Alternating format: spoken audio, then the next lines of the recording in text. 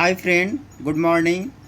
देखिए, मैं आपको डायरेक्ट एनर्जी कन्वर्सन बता रहा था। डायरेक्ट एनर्जी कन्वर्सन में थर्ड मॉड्यूल कर रहा था आपका फ्यूल सेल। फ्यूल सेल में मैंने आपको शुरू किया था type of fuel cell. Type of fuel cell में मैंने 4 टाइप आपको बता दिया था।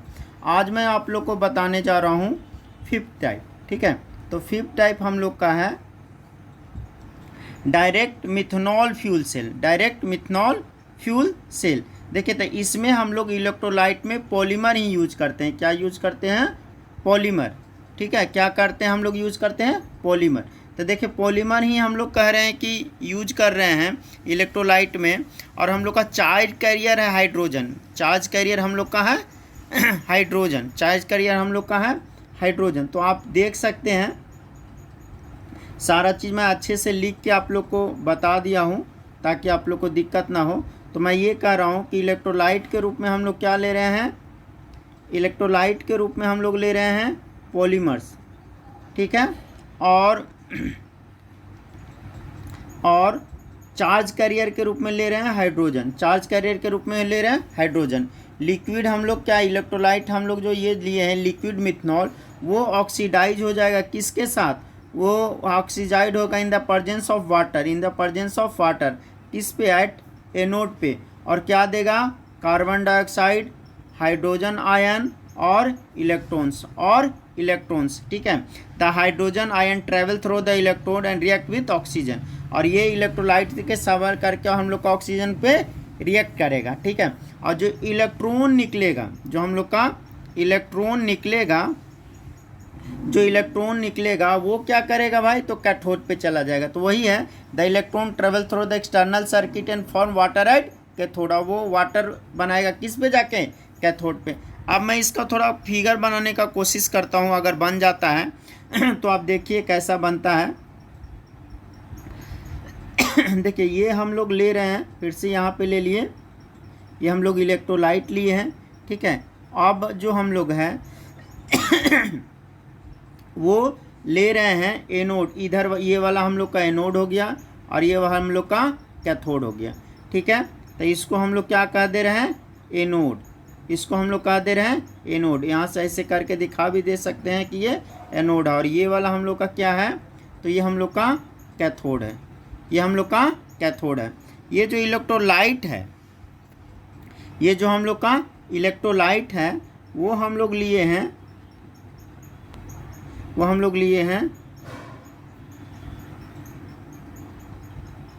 एक मिनट, थोड़ा सा रुक जाइए, मैं ये कर दूं। Oh sorry, my figure is gone. चलिए फिर से बना लेते हैं हम लोग फिगर। तो मैं ये कह रहा हूँ, ये हम लोग का इलेक्ट्रोलाइट है, इधर हम लोग ले रहे हैं, ये हम लोग का कैथोड है, इधर हम लोग का एनोड है। ठीक है, हम लोग कह रहे हैं कि ये जो हम लोग का रिएक्शन है, तो कैथोड पे कौन सा रिएक्शन हो रहा है? ये यानी कैथोड पे हम लोग का मिथनॉल वाटर के साथ रिएक्ट करके क्या बनाएगा? इसमें कार्बन डाइऑक्साइड और क्या? Hydrogens ion. और उसके बाद एक क्या बनाएगा? वो बनाएगा हम लोग का इलेक्ट्रॉन्स। ये इलेक्ट्रॉन्स एनोड से, ठीक है, एनोड से कैथोड के थ्रू एक्सटर्नल सर्किट से जुड़ा हुआ रहेगा। तो यही मैंने बोला है ना कि भाई अगर इलेक्ट्रॉन हम लोग का एक्सटर्नल सर्किट से कैथोड पे जा रहा है तो हम लोग का क्या हो जाएगा?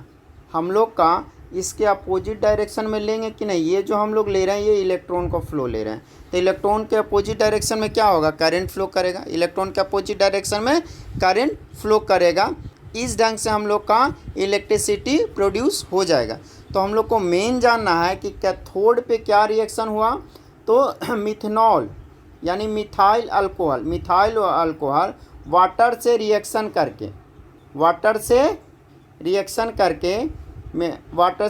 करके क्या बनाया? कार्बन डाइऑक्साइड,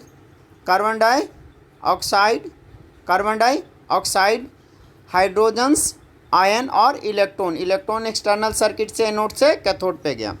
अब देखते हैं भाई कैथोड पे क्या रिएक्शन हो रहा है। तो कैथोड पे देख रहे हैं कि ऑक्सीजन के प्रेजेंस में हाइड्रोजन आयंस और इलेक्ट्रॉन एक्सटर्नल सर्किट के थ्रू गया है, इसीलिए हम लोग को करंट प्रोड्यूस हो रहा है। ये मिलके क्या बनाता है? वाटर। ये क्या बना रहा है? वाटर। और इसमें जो हम लोग ले रहे हैं, इसमें ले रहे हैं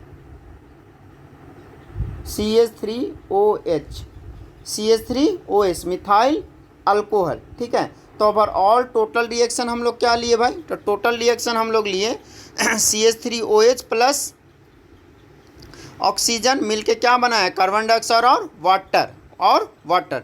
तो देखिए ये तो आप समझ गए। आप थोड़ा नोटेबल पॉइंट है जो मैं आपको बता दे रहा हूँ कि नंबर 1 पॉइंट नोटेबल पॉइंट मैं आपको बताने जा रहा हूँ कि भाई जो हम लोग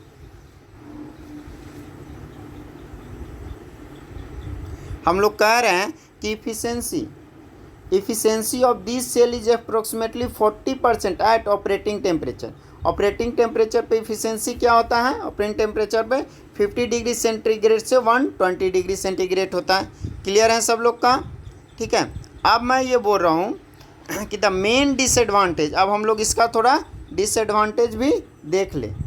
ठीक है, तो मैं कह रहा हूँ the main disadvantage of this cell is that low temperature, इसका है low temperature. Oxygen of methanol to hydrogen ion carbon dioxide require more active catalyst. तो ये कार्बन डाइऑक्साइड को इसके लिए क्या चाहिए? ज़्यादा एक्टिव कैटलिस्ट चाहिए। ठीक है, which increases the cost and weight, इसके चलते इसका कोस्ट और वेट बढ़ जाता है। ठीक है, ये 2 इम्पॉर्टेंट पॉइंट था। तो मैं फिर से आपको बता दे रहा हूँ भाई कि डायरेक्ट मिथनॉल फ्यूल सेल में हम लोग क्या यूज करते हैं? ठीक है, इलेक्ट्रोलाइट के रूप में पॉलीमर यूज करते हैं, और चार्ज कैरियर कौन है? हाइड्रोजन। हम लोग का चार्ज कैरियर कौन है? हाइड्रोजन। ठीक है, तो इलेक्ट्रोलाइट के रूप में हम लोग ले रहे हैं क्या? मिथनॉल। क्या ले रहे हैं? मिथनॉल। CH3OH मिथनॉल ऑक्सीडाइज हो गया in presence of water at anode, और जनरेट क्या carbon dioxide, hydrogen ion and electron. ठीक है, ये हाइड्रोजन आयन हम लोग का इलेक्ट्रोलाइट के थ्रू कहाँ जाएगा? एनोड पे जाएगा। और इलेक्ट्रॉन जो है ये हम लोग का इलेक्ट्रॉन जो है वो एक्सटर्नल सर्किट के थ्रू, इलेक्ट्रॉन जो है हम लोग का एक्सटर्नल सर्किट के थ्रू, जो इलेक्ट्रॉन है ये एक्सटर्नल सर्किट के थ्रू कहाँ जाएगा? एनोड पे। कहाँ जाएगा? एनोड पे। कहाँ जाएगा? एनोड पे। और क्या बनाएगा? वाटर। तो इलेक्ट्रॉन पे जब एक्सटर्नल सर्किट के थ्रू जा रहा है तो करंट तो हम लोग का फ्लो करेगा ही, इस ढंग से इलेक्ट्रिसिटी हम लोग को प्रोड्यूस हो जाता है। एनोड पे रिएक्शन ले रहे हैं कि मिथनॉल वाटर के साथ रिएक्शन करके क्या बना रहा है? कार्बन डाइऑक्साइड, हाइड्रोजन आयन और इलेक्ट्रॉन। कैथोड पे ऑक्सीजन से रिएक्शन करके ये जो हाइड्रोजन आयन है और इलेक्ट्रॉन क्या बना रहा है? वाटर।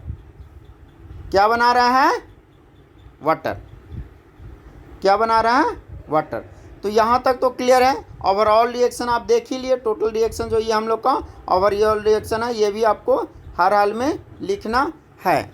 ठीक है, आप जो हम लोग कह रहे हैं कि हम लोग का इंपॉर्टेंट पॉइंट 2 लिख दीजिएगा कि शॉर्ट नोट्स में ही पूछता है। Efficiency of this cell exposedly 40% at operating temperature.